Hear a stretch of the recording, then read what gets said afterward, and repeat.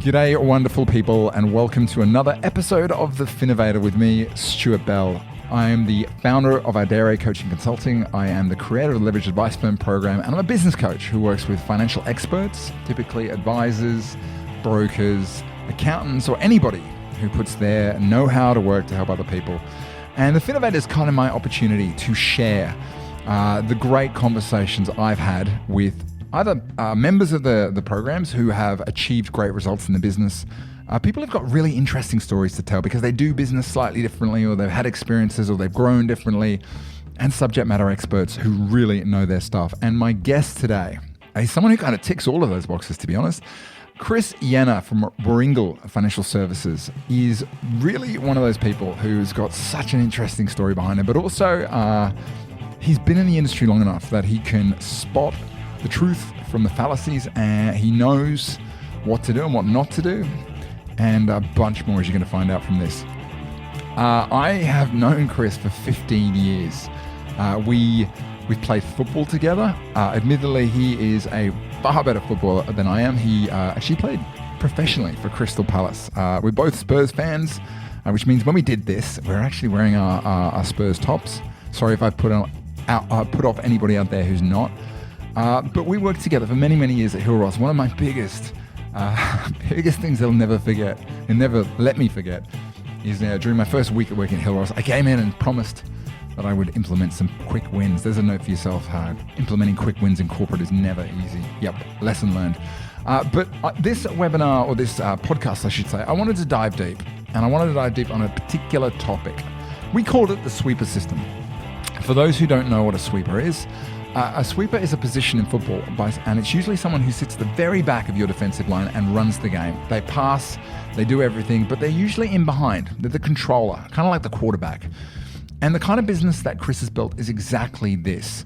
After many, many years in the industry, working in corporate, he made the decision to buy a business, and he jumped in and built a business that's systematized, technology-backed, where he isn't actually the person that needs to see staff. He's the brains in behind the operation, the one that makes it flow, and as a result, he has actually built a system that I think anybody who has a vaguest bit of interest in running out or building a business that can grow without them needs to know. And in this one, we dive deep into the technology he's used, the skills he's had to build, what he does do and what he doesn't do, the mistakes along the way. And I think what you can get from this are some real insights into systematization and removing the key person dependency, as well as, frankly, Chris's own straight-talking, honest way of talking about his journey and the industry. I hope you really enjoy this one. I do. It's been 15 years in the making. So let's jump in. Let's have a chat with Chris. And this is the sweeper system.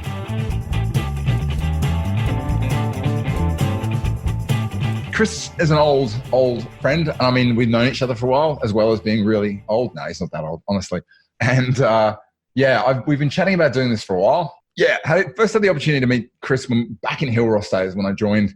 And he was one of those people who is actually, ribs you, banter, all the rest of it, but was incredibly supportive right from day one. And the sort of friendships continued.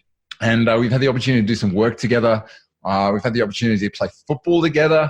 We've had the opportunity to do so much stuff together where it just made sense to kind of flow over. What you're going to get from Chris, he is, I'll give you a bit of the background, 25 years in the industry, both in the corporate world and in the SME world, which I think is really, really useful. Currently general manager of Warrringal FS Financial Services. And the approach he's taken to the business is one about systematizing. And the reason it's called the sweeper system, for those of you who are familiar with football, Arsenal fans wouldn't be, but we'll move past that anyway. Used to be, maybe. Anyway, moving on. A sweeper in football is generally the last defender on the pitch. And it's a fairly niche position. The person who plays it needs to be skilled. They need to be a great reader of the game. They need to be a great passer. But what essentially the sweeper does is he can see everything from the back, and he tends to run the game. There have been some fabulous sweepers throughout sort of the history of football. And therefore, when we're talking about this webinar, I thought that concept of understanding what it takes to drive a financial planning business from behind the scenes. In other words, to have that business that is highly systematized, that you can manage the system, make sure it all works, spot things that are going on, and equally importantly, not have to see clients if that's not what you want to do. And that's essentially what Chris has built. And we're going to dive into how he did it, where it came from, and equally importantly, the systems that he put in place, including how he sort of leveraged XPlan. And we're going to talk, because he's a big power user of XPlan. I know XPlan is one of those things that a lot of people struggle with. So it's always good to sort of put to one side all the gripes and understand how somebody who has adapted and has used it has managed to make it work. What you also need to know about Chris, as well as business owner, as well as working with advice firms, he's also an elite sports person. Professional football back in the day. In addition, he is a fully qualified, let's get this right, elite coach accredited by the Australian Sports Commission and the Victorian Institute of Sport. And a lot of what we've spoken about through the years is how the link between what he does with the business, as well as what he does when he coaches, as well as what he does, as a sports. There's so much sort of integration between that. So, Chris, you there? I'm here. Mate, how are you? Spurs. Oh, love it. What a weekend. No, it's just the longest intro in history. Hey, you like that? That was good. I do feel old, 25 years.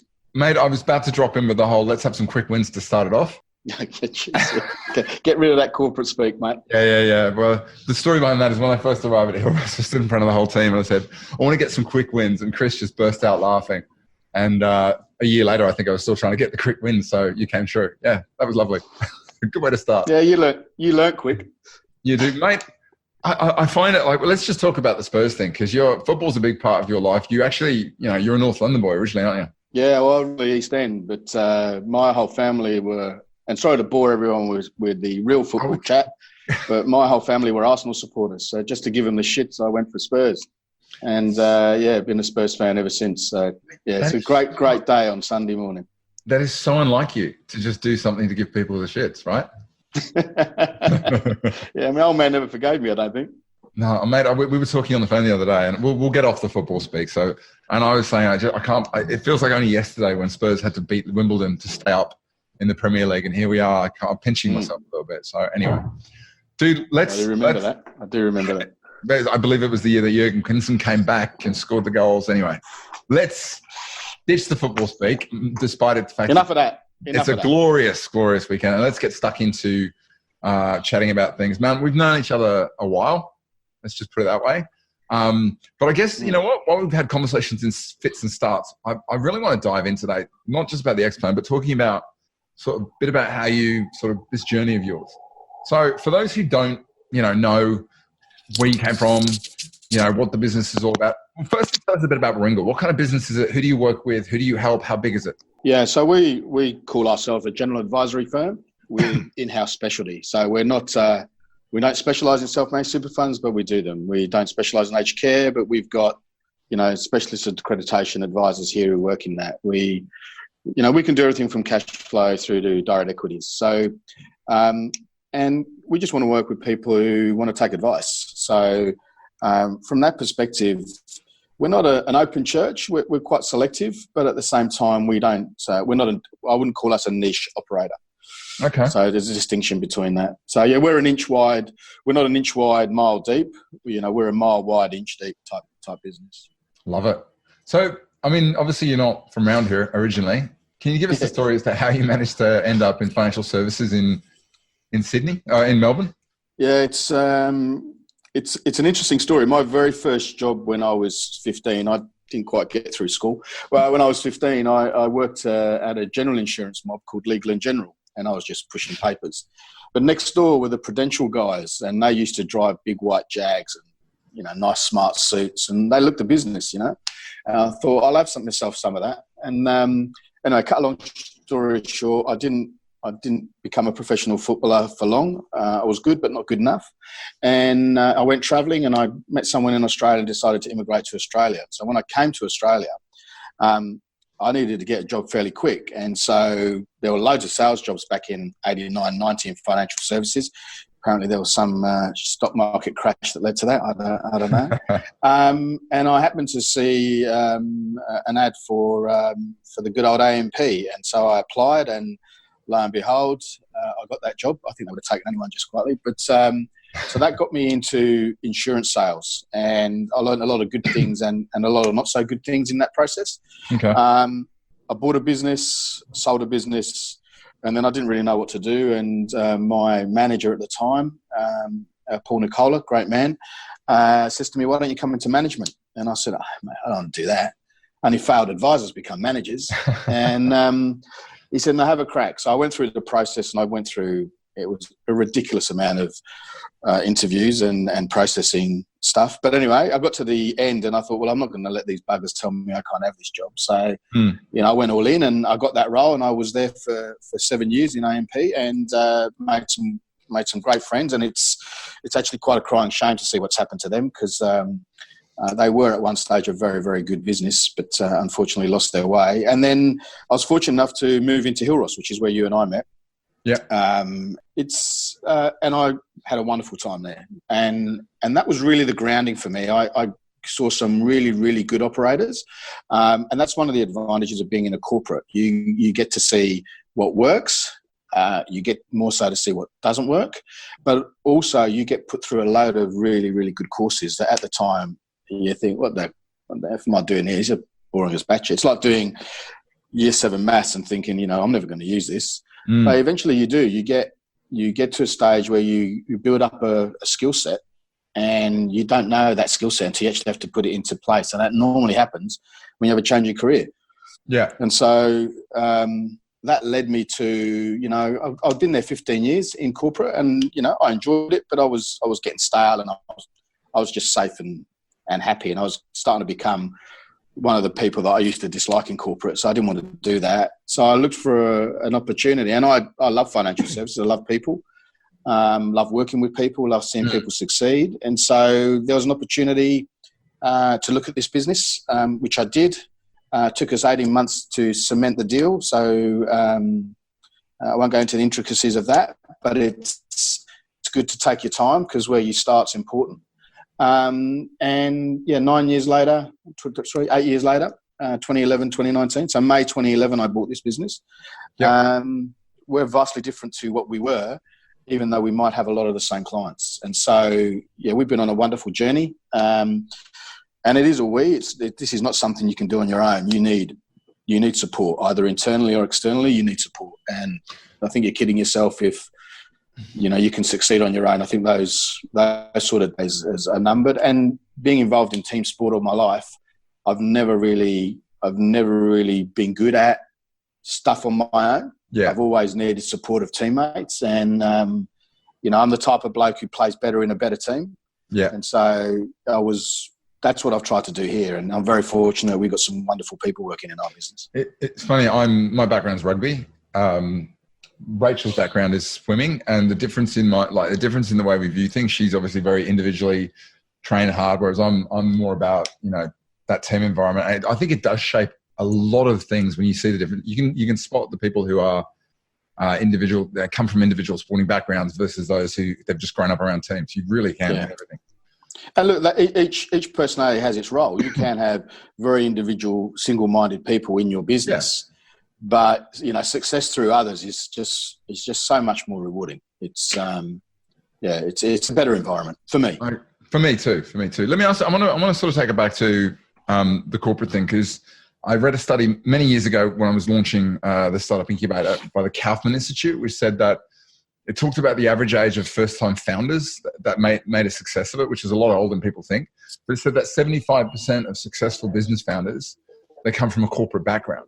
Because they get that sort of, as you said, the grounding. They get to try things out. They don't necessarily have to go do the hard yards and burn their own money. But I'd love to know, obviously, all that time of corporate would have given you a sense of what kind of business you wanted to build, and the kind of business that just wasn't for you. Can you give us an essence of maybe, or a couple of examples of what you learnt that helped you come out and go, right, now I know what Warrringal's going to be?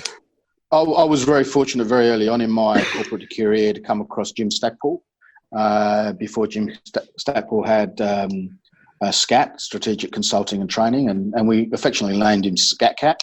And I still hated it. Yeah, he hated it. Yeah, I still think of him as a good friend of mine, and I spent a lot of time with him. And the learnings I got from that, because again, he'd seen loads of businesses that I hadn't. And so talking to people who've had that experience, you get to hear the stories that don't work. And so you think, okay, well, why didn't it work? Was it people? Was it process? Was there another reason? Was it just the wrong time? Because some of the ideas you hear are really, and you start to realise, there's a common thing here. They don't work because they just don't work.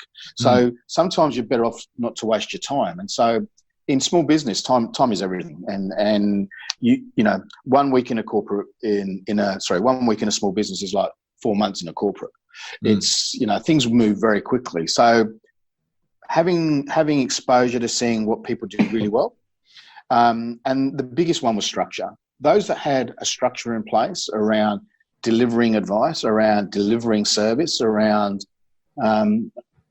delivering anything really. If you have a look at, any business that you go into, Officeworks or Macca's, or look how systemized they are to deliver, an experience. There's still people there. There's people are still heavily involved in the process, but they're not the process. The process is systemized. Yeah. The person delivers. And so good businesses did that. They didn't spend a lot of time in administration. They didn't spend a lot of time, not doing client-facing work. So one of the big things I picked up from Jim was that if you're not spending 60% or more of your time in front of a client, your profitability will suffer. And so, we try and work here to 80+% client time, facing time for our advisors. Okay. So to do that, you've got to build a lot of stuff in the background. And if you're the advisor doing 80% of the client facing time, you don't have 20% of the day is not going to cut it to deliver what needs to be delivered. So, to your sweeper system, directing things from the back. When I started this job, I love working with people. I actually enjoy speaking with clients. I hate all the compliance and administration work that goes with that. Yep. So I just wanted to add value where I believed I could add the value, and that was in supporting people to succeed. So, systemization, process delivery, running interference, all the stuff that everyone on this webinar has to deal with every day. If you had somebody else taking care of that for you, how much more would you enjoy your role, and possibly how much profitable would your role be? And I dare say better client outcomes, because you're spending time where the value really is at. Sorry, long answer to your question. So cut me off, because I will just keep going. No, as you know. I was just going to jump in and say, Rachel's dad was a chef for years and years. Yeah. It's funny, people talk about the McDonald's thing, and if you go into a top end kitchen where they've got like properly professional chefs, you will see a business that is just as systematized. Everyone's got their job. They know what they're doing. They've got their stations. Everything's pre-prepped. They're running it like clockwork. And I think the one thing I like to bash up against is this idea that just because you're structured, that doesn't mean you're cookie cutter. Just because you've got a system doesn't mean the output is going to be low quality. Quite the opposite. If you're going to deliver a great experience, regardless of whether it's cheap, expensive, fast, or comprehensive, if you're not. Yeah, restaurants are a good example, actually. So I do, as you know, too. My wife Nikki's runs cooking schools, so I see how organised those people have to be in a kitchen. But you look at a menu, you can choose what you want. There's not just one option, but that kitchen needs to deliver whatever comes in. So that's the generalist advisory firm for me. You don't just turn up to a restaurant and order, steaks. There are steak restaurants. There are niche operators. Yeah. Okay. And no different to financial services, but they are very systemized, and they're systemized for a reason, is it drives profit. I mean, the margins are tiny in restaurants. It's really hard to make money in restaurants. So if you can do, as Jamie Oliver just found out. Yeah. Mate, I do want to ask, why generalist? Why not niche? I mean, that kind of goes against the grain, which is very unlike you. Yeah. Yeah. I did toy with that. To be honest, I think I'd get bored. I like the variety. So it was definitely a personal choice. We could have become a self-managed super fund specialist. I mean, I have a personal bent towards that. We could have become a risk specialist. We could have become retiree specialist. I mean, ironically, our business does have a lot of retirees because the people I bought the business for retired in their mid-60s. So obviously, their clients were a lot like them. Yeah, I just think variety. For me, doing the same thing every day, I wouldn't necessarily enjoy that.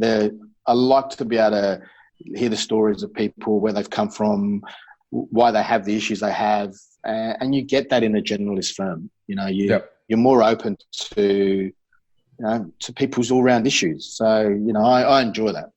Okay. Just want to circle back on something you mentioned, which was that you didn't want to get stuck in the compliance. That was one of your motivations when you came in, and you managed to do it. What do you see as being the bad habits, the things that you do that a lot of advisors, for whatever reason, don't, that keep them in that? What are they doing differently? I think a lot of advisors spend a lot of time in areas they don't have an expertise in, but probably think they do. And the biggest one I see in that is portfolio construction. That's a huge impost on a business, and it works for some. And I'm not saying that you shouldn't do it. I'm just saying that just understand where your strengths are. And I think a lot of people spend a lot of time in the administration space, so they think they're adding value. In our business, we call it tension relieving or goal achieving. So is what you're doing just relieving some tension for you through the day because you can't really be bothered handling the difficult stuff? Or is what you're doing really goal achieving for you and your client? And if you're critical enough in your own self-appraisal of the work you do, it's easy to focus on what matters. Because there's a lot of stuff you can't control. And if there's stuff you can control and you work on stuff that matters, if you work on those two things alone, your business will succeed for it. So don't waste your time where you don't add value. Don't waste your time where you don't have expertise. Outsource it. Be prepared to pay for it. It'll free you up to generate more income because you'll be doing what you're good at, and you'll be able to charge appropriately for it. And it's interesting. It's really easy to come in the morning, and I do it all the time, and you suddenly go, what do I get into? And you get into the first thing that's there, or you get into the thing that's comfortable, as opposed to stopping and going, hold on, do I really need this? Or is that actually just, it's almost like it becomes mental chewing. Well, it's still one of the best books ever written, Steve Covey's 7 Habits. Is it important or is it urgent? Yeah. Focus on what's important. Because sometimes the urgent things aren't really that important. They're urgent for someone. They might not be urgent for you. Yeah. But important tends to be important for most people. So, and being able to do that, or having the skill or learning the skill to do that is a lot easier said than done. But it is a habit. It is a habit. You can teach people to do this, it's not overly difficult. It's not, and you can systemize it too, right? You can. So I'm not autocratic here. I don't think, in that there are some things I absolutely make decisions on, and people might not like, and quite frankly, I don't give a shit. That's just the way it is, and they've got to get on with it. You're the gaffer. Yeah, I'm the gaffer. That's the way it is. You don't like it, find another team. So from that perspective, though, we hire good people and allow them to make decisions. So they have a lot of autonomy here. And that alone, I don't need to sit there and say, you need to do this, this, and this. They know. We talk about the process. We talk about, it's no different in my environment where you have a team talk, you set the instructions, everybody knows their role, you go out, play as a unit, and deliver the outcome. And football, that's to win a game, right? Yeah. In our basis, it's to put our clients in a better position than when they first came to see us. So it's not overly complex. Our industry, and we still are, even though we'd like to talk about being a profession, is hell-bent on overcomplicating everything. And as an owner of a business, you have the ability to totally deconstruct that. I'm not saying you should be non-compliant, far from it. We're very compliance tough here, commercially compliance tough, but it has to be a deliverable for a client and for you as a business. So I lost you there, Stu. You still there? No, I'm here. I'm right here. George. I thought you'd fallen asleep. No, I'm just, I look like this normally, unfortunately.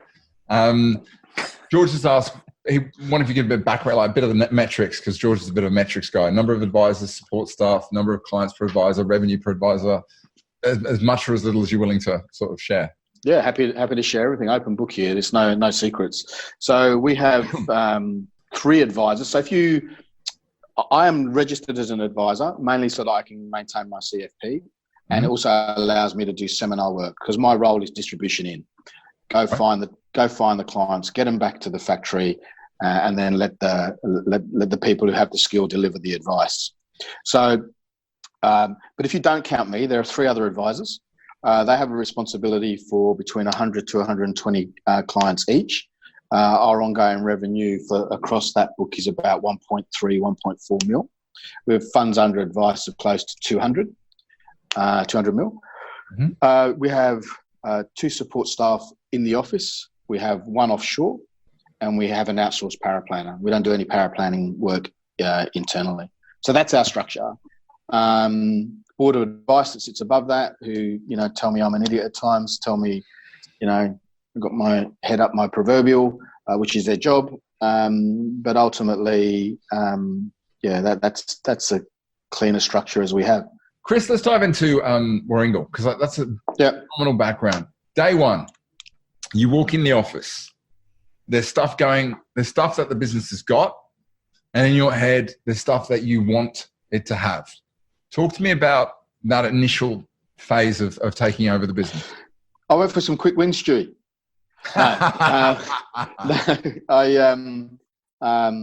You got to. It's the old, eat the elephant one bite at a time, and don't take too much off too early. So you walk into a business that's been established for 20 odd years before you got here, and staff have been here for, some staff have been here for 15, 16 years, and they're worried what's going to happen. Are we going to have massive change? Are we going to lose people? Are we going to? So the first thing that I did was just reassure people that we're on a journey, and while you're here, enjoy it, because who knows how long you will be here, how long that I might want you here. But at the moment, we're a team, so let's work together. And so basically it was just spending time with people, reassuring them. I mean, these people have families to feed. Everyone worries about their own survival, their own little tribe. So you had to give reassurance, because if they weren't comfortable, they wouldn't deliver for me. No. So we spent a bit of time in that area, you've been on the same courses that I've been, Stu, so you know about the 7 S's. I do. Sharing the vision, setting the strategy, talking about the structure that we might need. And then they sort of got a bit of an idea of my sort of style, what I was like, what I'd accept, what wasn't acceptable. So then you sort of drive culture a little bit. The systems that we started to put in place, because we had a wonderful foundation here from a relationship perspective with clients. There wasn't a great deal of back-end system, and that's the XPlan story. And then you start to look at, okay, so what skill sets do I have? Do I need to upskill? Do I need to move people on, give them another opportunity? Am I prepared to spend the time in upskilling, or is it better just to bring new people in? So the staff issue actually from a selection process was actually at the end. So we didn't come in and go, right, we don't like you, get out. You don't look like us. You're not wearing the right type of T-shirt. We took our time in that. And I think that probably paid out in spades, because we have a lot of established relationships with clients who would have got really nervous had advisors just moved on shortly after we took over. We would have probably destabilized our business. So the transition of the key advisors, the 2 previous owners, took 18 months. And in that, it doesn't sound like a long time, but in that time we had 3 reviews with our key clients, and did transition over that 3 reviews to the 2 upcoming advisors who were associates at the time. They are identified as our future advisors and who are still here. That's Jeremy and Catherine, for those of you who know our business. And yes, it sounds really easy, but unless you have the framework in your mind and you can't articulate those types of things to people across a desk, they're not going to come on a journey with you. So that sort of framework, that 7S framework, works really well for me, and I use it a lot in my business at any time I want to make some changes. Love it. So here's the question I want to ask. You've come into this business, you've obviously purchased it, financed it, whatever it is, and you must have been acutely aware of the fact that the relationship that the business had, maybe I'm wrong, was with the staff that were there, with the advisors, not necessarily with you. And you deliberately made a decision that you weren't going to step in and necessarily have to own all those relationships. Talk to me about how you did that, because that's a tricky balancing act. Well, the hard thing was making the decision early on, because I enjoy spending time with people and I enjoy sitting down, telling stories, understanding. And I still do sit in some client meetings, not many, mainly because I think advisors say I talk too much, which is quite true. But I like to know our clients. From the start, I would have added an additional transition to client relationship transition at some stage, because if I retire at 60, which is 23 years, 7 years away, then I'd have to transition relationships again, and I didn't necessarily think that would be good for clients. Yeah. These clients are in their early 50s through to 60s. They're going to have 25, 30-year relationships with us. So our advisors are younger than the clients for that reason. Okay. And that gives them and that was a deliberate choice. So, our advisors are, mid-30s, mid-40s, and just turning 50, just in early 50s. So it was easy to position the expert, as in Jeremy, Catherine, or Rebecca, as the advisor, because it wasn't going to be me. But what the comfort that I brought to those clients was that I had a understanding of how businesses operated. I had an understanding of how to manage people. And we gave them in the handover, we gave them the surety that, this business, one of the cornerstones of this business is sustainability, and that we would be there as a business for them when they needed us. And so that doesn't need me to do that. I don't need to be the one delivering that.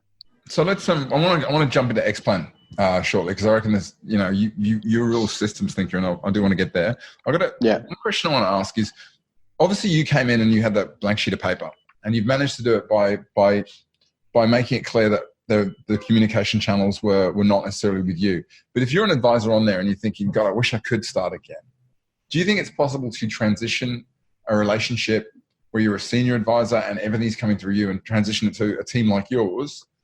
Or do you think? Well, I can tell you, and that most consultants ask that question, and it's a good one. But it's been happening for years. Yeah. Right? Financial planning's been around a long time. Client relationships have transitioned through ages. It's not something new, right?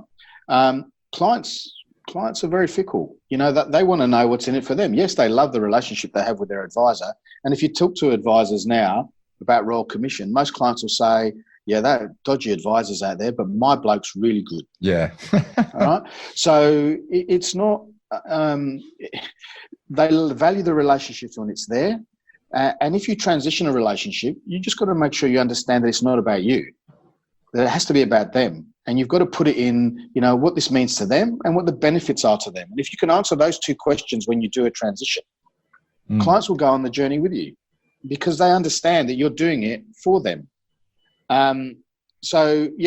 It's not, when I'm 6 foot under and long and gone and this business still exists, that I'm sure client relationships would have transitioned maybe more times. Yeah, I think if you think your clients die with you when you retire, they're on the corner pulling their eyes because you're no longer there to help them, probably says more about you than it does about them. I also want to just add to that you look at every study of human behavior and the way people view loss and gain, and loss is the bigger thing. Like, if you can say, look, this is going to be better, we're improving the business. Firstly, that ticks that box. But also the thing is people are naturally attuned to, well, I don't want to sort of drop out because I've invested a bunch of time. They know everything about me. I'll have to explain it to someone else. I might stick around and see how it goes. So but I think, sorry to interrupt you there, Stu, just to give some practical info there rather than, it happens. You need to have a system or a process in the delivery and the handover. Mm-hmm. Transition isn't just, here's your new advisor. And I'm sure people understand that. I'm absolutely certain. But give me the detail. What are you going to say? Why are you going to say it? What does it mean for them? And what are the benefits for them? Because you've got to, I'm not saying you should be scripted, but you've got to be able to answer those questions and tell it in a story that adds value to them. And understand that when you go into that meeting room, the purpose is to transition relationship. Yeah. Okay. So there's nothing wrong with having transition meetings. That doesn't talk about advice. Maybe you undertake the review and you have and we did that with a number of key clients. We got them in and we said, look, this is where we're going. This is where we're heading. This is why these are, your current advisors, much as they've done a great job for you over the years, it's time for them to retire and enjoy the fruits of their labor. This is what we're about. This is what we're going to deliver for you. This is how we're going to deliver it for you. What are your questions? You got any concerns? How can we work together to make sure that you're still... So take them on the journey with you, and they will absolutely pay you back in spades. because there was one that we had a blind spot on, and that blind spot was that we underestimated just it was a family relationship, and we underestimated the value of that relationship, and we didn't give it enough attention. And the feedback was that the blind spot for us was the feedback was that we overlooked the value of the relationship in their eyes. So that meant we didn't spend enough time in the transition piece. Now, we still have that client, and they're still a valuable client for us. But we spent time with them, thanking them for their feedback, understanding what they actually meant, and what would they like us to do about it. So what would you like us to do in order to make sure you have that comfort level? If you deliver to that, how can they not transition with you? It's got nothing to do with advice. It's got nothing to do with, whether you're in a pension or a super, a self-managed super fund. It's about relationships, because that's what our job is. We just happen to sell financial services. Okay. And unfortunately, until we don't have product involved, we still will be selling something. But value of relationships is absolutely critical. I'm confident that we could pick up our business, and let's say we transpose the skill set into our people somehow overnight, and we'd be able to go and deliver another service because of the way that we systematize and deliver to clients' needs. I agree with you on the majority of it. I think I just add in to say, my take on it is I think there's also a transformation piece in there.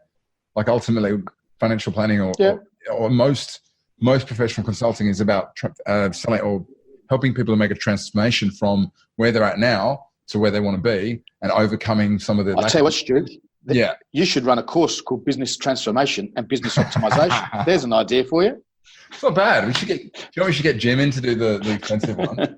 But you're right. You got to transform before you optimize, because if you try and do it the other way around, you're quite right. You're cutting corners effectively. Yeah. I agree. So, actually, let's pull a question from Justin, and then let's dive into the XPlan. Justin's sort of he's got a similar situation to you. He's sort of based up in the beautiful far north Queensland, but he's got a wide variety of clients in the area. And I think the opportunity is to really dominate that particular area. But to do that, obviously, niching is not necessarily the thing you can do. He's trying to build a scalable business, and he's really interested in sort of the low touch offer out there, and which I assume is low touch and also low cost.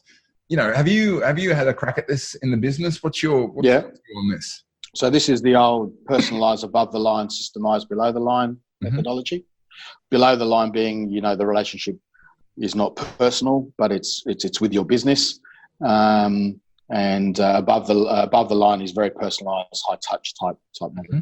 Personalised, systemised. We do have a systemised offer we have a number of large corporate clients, which we systemise our offer to their members. And we use that as a downstream value to move those clients into the private retail offer. Yep. But we decided that we would be personalised, and so we work on a low client number.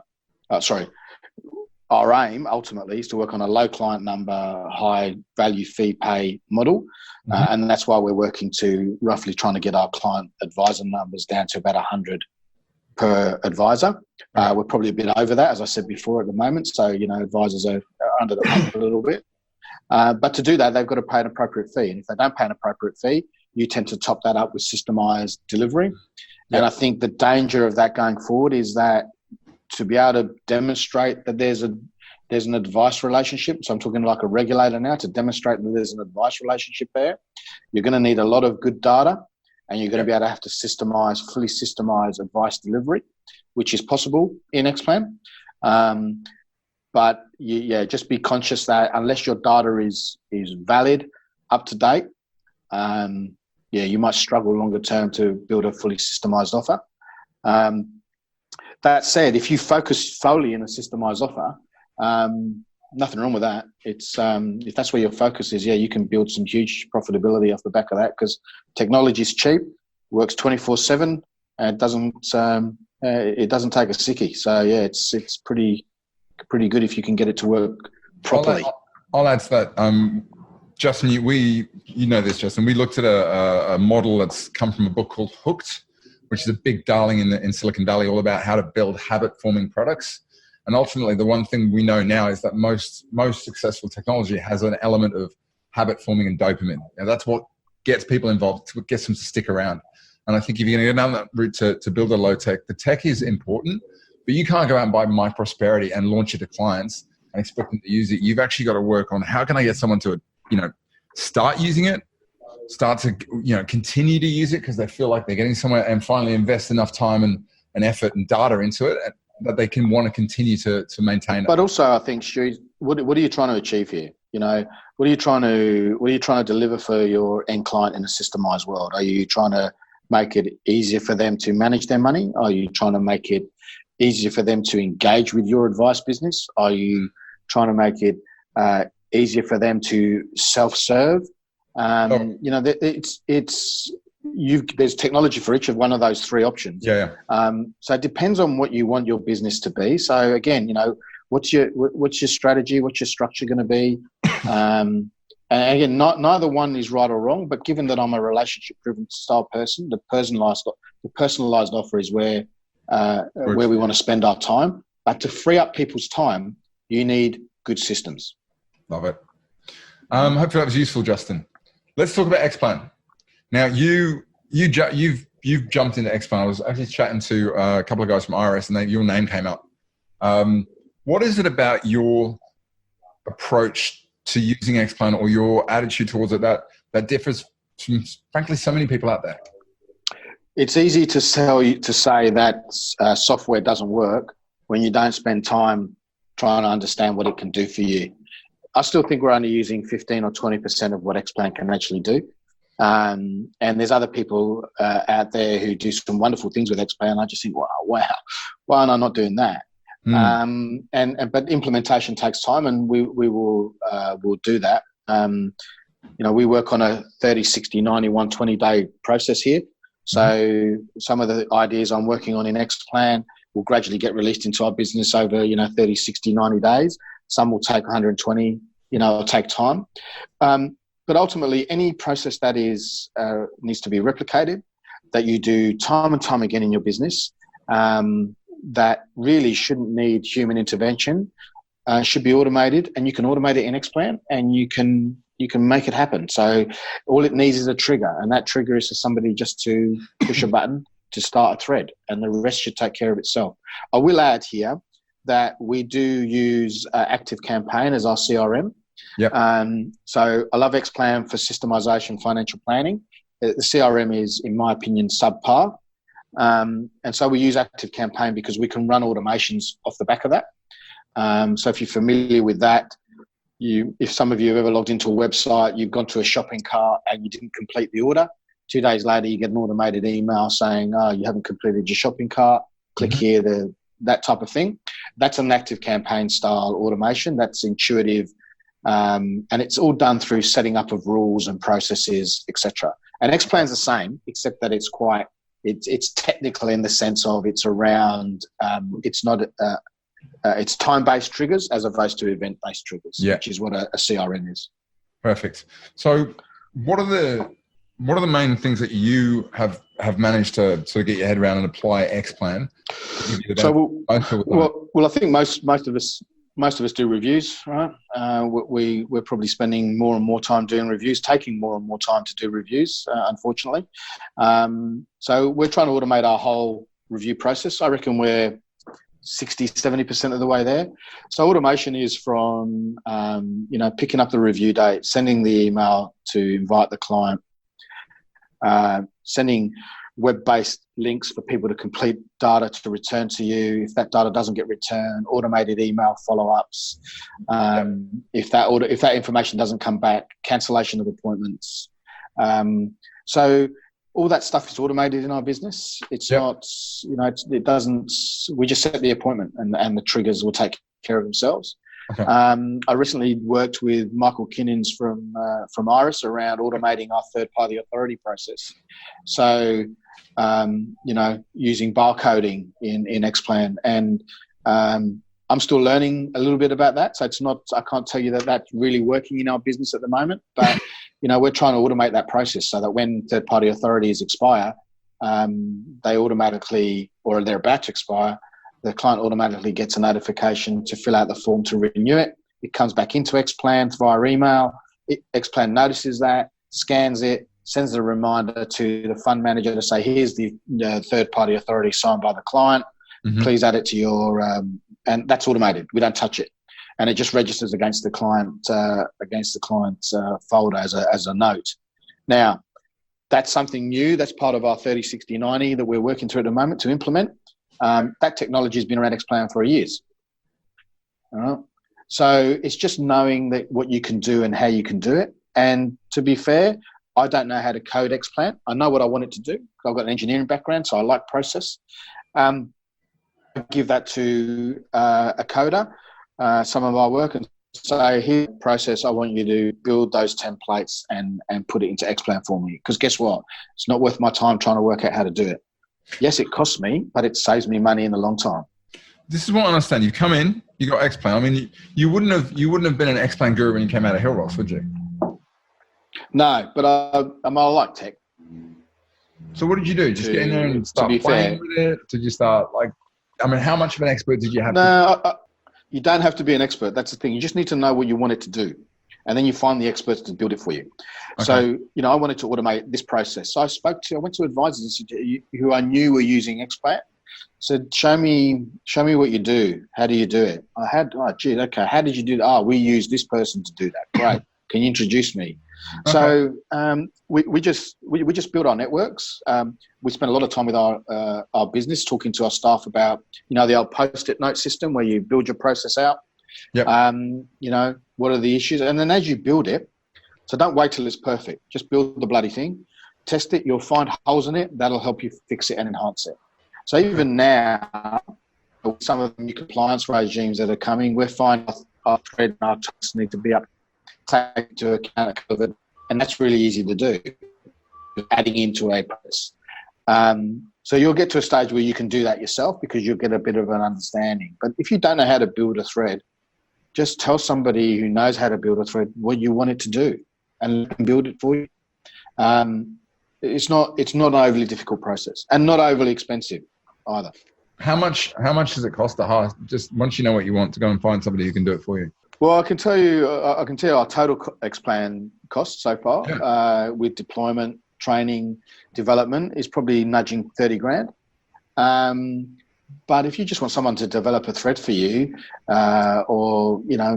it's I don't know, $1,200, for a full review process, simple review process. It's not overly difficult. But I mean, you could do it yourself, but it depends how long you want to spend doing it. But you spend the money once. Yeah. The process delivers every time. And so you don't have to continually keep redoing stuff. So if you're in your business and you're drafting the same email 3 times, it's a stupid analogy, so I apologize. But if you're drafting the same email 3 times, by the third time, you're an idiot, template it, template it and just make it happen because it's a waste of time. Or even just, when you're sending it out, most email tools will let you tag an email now. So just tag it. Yeah. And then the team grab it. And every month they go and just clean up and they go, we got 7 templates you wrote because you're sitting there going, I just wrote the War and Peace of first appointment summaries. Get it. Grab it. Well, without scaring everyone, we've got close to 85 email templates in XPlan for different things. Yep. And we've got 15 different threads and probably off the back of that close to 100 different tasks.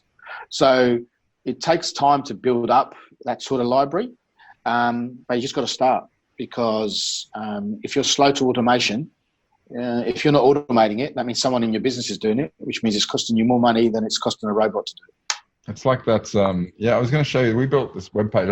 I'm not sure, so it might come up now. But this is how you don't even have to have it. This is a page that we built. It's got all of our most common emails, and all you have to do is click on it, and it brings up. It talks to your email client. So I mean, when you actually get your head around it, there's booking a discovery session. Because I mean, this is the whole thing. So many people end up writing the same bloody email over and over again. Here we go. This. So even if you don't want to sort of start by putting it into the software, this is it's a tool we have. Our Derek can messages.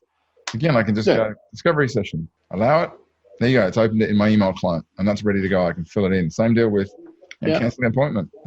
Bang. So I'll tell you what we do there, Stu. We don't allow on some of our templates. We don't allow edit. So It picks up the advisor in XPlan. It will pick up the advisor who's sending it, so their advisor name goes in. Yeah. Standard text. It has the recipient's name in, so dear Stewie, or whatever you like to be known as, Erickson or Mr. Bell's fine. Mr. Kane or whatever. Okay. So, and then that just goes. Yeah. So what I know you might want. There might be something you might want to add, right? So I want to add an extra note in there. I want to do that. So with some of our templates, we allow prompts to occur, but in most we don't. And can I just add in there? I think it's important that, like, a lot of people come and say, I want to do this with the XPlan. I want to get them to do this with the templates. Classic one is I want to have a fact find that people can go online and fill in. And I'm going, do you know what? Sometimes the easiest way to do a fact find with a client is jump onto an online meeting, bring XPlan up on screen and run through it with them. You can do that in an hour of their time, an hour of your time, and everybody's out there trying to build all these online input fact finds, ignoring the fact that I've got a fairly strong view on this one. Okay. Sorry to cut you off. Sorry. But if I was a new client of an advisor and you sent me a 24-page form to fill out, I'll tell you to get stuffed. So that's not how to build a relationship. So we come into the meeting with a notebook and a pen and paper because we want to talk to you. From that process, we'll work out what we have to do for you, and we'll then issue you with the terms of engagement that'll tell you what we think we can do and what it will cost. Unless you engage me, I'm not doing any bloody work. Yeah, I agree. Totally agree with you. And we're actually starting to charge for our first appointment as well. So we're getting to the stage now where we have really good relationship clients, our business development is good, our referral rate is high. And we can, in a position now where we can select people in or allow themselves to select them out. Either they won't want to pay the fee. We might miss an opportunity or two. I will never know that, will I? So I'm not going to waste time worrying about it. But I think, spending too much time up front, again, from what I think people do well, those who do it well, from that process and it works for their client base. Those who don't do it well spend a lot of time at the front end and don't really get an engagement. They're living on the hope of getting a fee at some stage in the future. Yep. So, be transparent, be upfront about it. Tell them what it's going to cost you. Our minimum fee is $5,000. If you don't want to pay that, I totally respect that, but you need to find someone else. Fair enough. Matt wants to know, have you been able to get Active Campaign to integrate with XPlan for file netting? No, not yet. And that's not because of Active Campaign. That's because of the open API issues in XPlan. It is going to happen though. I've been speaking to both Iris and Active Campaign, and that CRM functionality is going to happen. They've told me that will be this year, but I don't know how true that is. Cool. Not sure why file netting though. Because your emails will go as a file note into XPlan. Okay. Correspondence. Yeah. Okay, got it. Right. Because if you're doing file, my view, audio file netting is the way to go. Yeah. Jenna, how do you handle change management with tech systems? Good question, Jenna. How do you handle change management with tech systems and staff? She's found that support staff usually embrace it more than the advisors. So I've introduced Threads into 2 businesses successfully already, and a mid-implementation with a 3rd one. She's just curious about communication or change management options. Great question. Yeah, good question. And advisors are a pain in the ass, aren't they? Because they always want to do it their way, and their way is the only way, and they've been doing it this way for years, and it's not going to work, right? You've got to position it with them around the benefits to them. By implementing this system, adopting this system, it's going to give them what, and for each advisor will be different. Some advisors will give them more time. That time might be they might be able to get home earlier, spend time with family. That time might be that allow them to actually get through their workload. That time might be that they can spend more time with their high-end client. Tell them what the benefit is to them.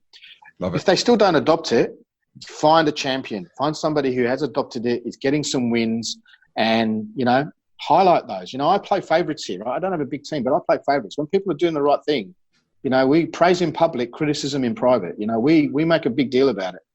So, and eventually, if they're still not on board, find someone else, because that's a culture issue. It's interesting. I imagine you do the same thing. You got underperforming player. You wouldn't make them feel okay about it. You'd make them realise that they're out of the team. I had a scenario in one of the state teams that I coached a few years back. And the number 9, who's the goal scorer, was our best player, but was an absolute cancer. He was just terrible, and we had to cut him. And the stick we got because of that, because he was quite a high profile. Everyone knew he was a great player. We didn't take him to the national championships, which we ultimately won. But the player harmony as a result of doing that was sensational. And you cannot be held hostage for one person in your business. And often I often tend to find it's the person at front desk that is doing that. But anyway, that's a separate discussion. That's interesting. Attaboy, Yeah. that's what I'm saying. Yeah. Matt was wondering if you can speak a little bit about your referral process. Yeah. Well, we just asked, Matt. So we ask at every opportunity. So it's on our email footers. It's on every bit of correspondence that goes out. We share the successes of their referrals. So we reward our referrers, a couple of movie tickets or something, nothing too flash. But yeah, we spend a lot of time with our people. So, why would they not want to see the benefits for their friends and family that they receive? So, it's not hard. If they're not referring to you, then there's something that's happening in their relationship with you that's stopping them refer. So that's through the client process. So it's just embedded in our process. We ask at every opportunity, no matter whether they referred or not. My role in business development, spending a bit of time with accountants, solicitors, mortgage brokers, just general people in the industry. So there are some advisors that refer to us as well. So it's about relationships. Are people prepared to hand over their relationship to you, trusting that you will deliver to that relationship and not damage theirs? If you can position your offer to demonstrate that, it really is really not hard. It's really not hard. As they give them a reason to refer. People refer their friends because they don't want to do a favor for their friends, not as a favor for you. So if you can arm them with, something they notice in a conversation about, something that you can do or help with, that's a good way of doing it. So yeah, it's what's in it for them. What's the benefit? Totally. Peter wants to know, what's your favorite cup of coffee? Is that Nonna's? Yeah. Is that Peter Nonamaker's asked that question, hasn't he? Good on you, Nonnas. Yeah. Love you, mate. Haven't seen you for a long time. He knows the story, so I'll tell you quickly. My favourite coffee is a short black, and that came about from my son, when he was 6 or 7, was out for lunch with my wife, and they were taking coffee orders, and he said to my wife, "Why don't you have a Chrissy Yena, Mum?" And she says, "What? Have a Chrissy Yena, a short black." So ever since then, my favourite coffee's been a short black. So yeah, it's very good. Well remembered, Nonnas. Well done, Peter. His other question is, how do you and what minimum fee set? Maybe it's how do you work out the fee you charge and what's your minimum fee? Okay, yeah. So we have done the old process of working backwards, working out what the costs of doing our business, etc. We do job costs, so we don't sit down and go, it costs X for this, X for this, X for this. What would you like? Therefore, your fee is this. Our minimum fee is 5. We know that if you've got a family trust, a corporate structure, that adds some complexity. Your fee might be 12.5. So we job cost it based on experience, knowing that the level of work we need to undertake. We don't sit there and itemize costs. I have been asked to itemize my cost, and I've refused. So that's the cost of doing business with us. I understand some people like to have an itemized bill. We don't provide one. Yeah, no, that's good. George has got a good question here, which is if you're going to buy a business, if you're going to buy another business, let me start again. Would you buy another business, or would you choose to grow organically? Well, George, I think there's going to be massive opportunity. So I'd say I'd be looking to buy. I think there's going to be, but I also think there's massive opportunity to buy competency, because I think there's going to be a lot of good staff up for grabs in the next 2 to 3 years. And I think buying competency is far more important for me than buying another business. So competency will help me grow more organically. And I don't necessarily need to grow more organically. I probably need to be able to leverage our existing base better. Mm-hmm. But I would buy another business if culturally it was a good fit for us. And if that came with some good competency, that would be an absolute bonus for us. But yeah, we're in the bushes having a look, because we think there's going to be some great opportunity in the next few years. Yeah, I was having this conversation at the accelerator, and we were just saying, look, we can talk about prices, but pricing of businesses. But at the end of the day, if a business comes along, great people, great systems, great marketing, engaged clients, the price, you're gonna pay premium for it regardless of whether. Yeah, absolutely. Yeah, it's because you're buying the model. Matt wants to know, what's your opinion on institutional versus self-licensing moving forward? Good question, Matt. Good question, Matt, especially as we just got our own license in December. Look, I've been in the institutional space for a long time. I can see the value that they deliver on scale. Yeah. But I think that world is ending. I think their cost structure is under threat, which is why you're seeing a lot of those big institutions exit wealth or looking to exit wealth. As a result, I think those that are looking to sell will just keep their costs low. Those that are looking to survive will be leveraging up their costs to advisors. Look, again, for me personally, it came down to a cultural thing. I was happy where I was. I wasn't necessarily unhappy. It just got to a stage where, the value set for me wasn't aligned. And so when you don't have relevance or alignment or both, it's time to move on. And that's in any relationship, in my opinion. So I lost alignment with my licensee. And so if I was going to change, I decided to get our own license. And the reason that we did that is that we just feel we're an established business with good, strong processes. We can manage the risks. We can take a little bit more control over our outcomes. And ultimately, we think we can deliver better outcomes to our clients as a result. So that was the rationale for us. I don't think one is better than the other. It depends solely on your business. My business wasn't ready to get its own license 2 years ago. I was ready to go. I wanted to move, but I think I would have blown my business up had I done that. We didn't have the right people and the right structure to do it. So I had to wait and build that. Just you have to be careful what you're running away from sometimes as opposed to what you're running to. Neither is wrong. I just think you need to find what's right for you. I also think you're good with the detail, Chris, and you're happy to manage things, and you're happy to play that role. And I think if you're a business, you're going for self-licensing. I think you've got to be comfortable diving in and really taking care of that. Yeah, I can tell you, if I was being an advisor and trying to transition a license, I reckon I would have gone mad, because it's taken us 4 months. I mean, fund managers are notoriously paper-based. It takes a long time to do stuff.